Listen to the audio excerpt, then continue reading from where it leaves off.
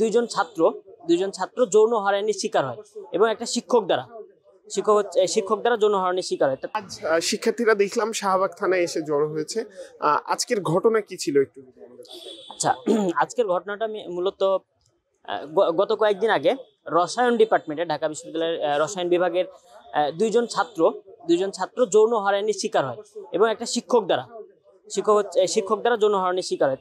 তার প্রেক্ষিতে তারা বিশ্ববিদ্যালয় প্রশাসন বরাবর লিখিত অভিযোগ দায়ের করলে বিশ্ববিদ্যালয় প্রশাসন সেই শিক্ষককে সকল ধরনের একাডেমিক এবং প্রশাসনিক কাজ থেকে বিরত রাখার আদেশ জারি করে। তো শিক্ষার্থীরা পরবর্তীতে চিন্তা করে যে এটা শুধু না, তাকে গ্রেপ্তার হওয়া উচিত। তো সে জায়গা থেকে তারা শাহবাগ থানায় আসছিল মামলা দায়ের করার জন্য।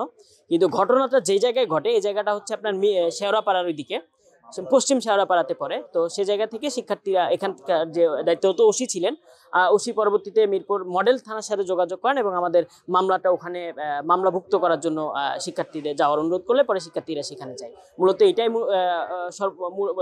টোটালটা বিষয় আর কি। এই বিষয়ে আসলে শিক্ষার্থীরা কি ভাবছে যে আসলে কি এই বিষয়টি নিয়ে কাজ করা সম্ভব কিনা? আর পাশাপাশি আপনি বলছিলেন যে একজন ছাত্রকে একজন শিক্ষক দ্বারা, আসলে এই বিষয়টি আপনার কাছে কেমন? না, এই বিতর্কে তো ধরেন যে এই ধরনের কাজ একজন বিকৃত মানুষ ছাড়া কারো পক্ষে সম্ভব না। তো আমরা বিকৃত মানুষ ছাড়া সম্ভব না, সেই জায়গা থেকে আসলে এখানে মানে এটা তো একেবারে আনএক্সপেক্টেড একটা জিনিস। কেউ প্রথমবার শুনলে সে নিজেও থ হয়ে যাবে। তারপরেও শিক্ষার্থী যার উপর দিয়ে গেছে তার মেন্টাল হেলথের অবস্থা চিন্তা করেন। সে জায়গা থেকে আমরা এটা খুবই সিরিয়াসলি নিচ্ছি। ছাত্ররা, তার ডিপার্টমেন্টের দেখবেন পিছনে 40-50 জন তার বন্ধু বান্ধবী এসে বসে আছে শুধুমাত্র এটা ন্যায় বিচারের লক্ষ্যে আর কি। আমরা এই নিয়ে এবং সার্বিক অবস্থা নিয়ে রসায়ন ডিপার্টমেন্টের যে ছাত্ররা আছে তারা প্রেস ব্রিফিং ডাকছে, প্রেস কনফারেন্স ডাকছে ডুজার অফিসে 10টার দিকে। আপনারা চাইলে সেখানেও আসতে পারেন।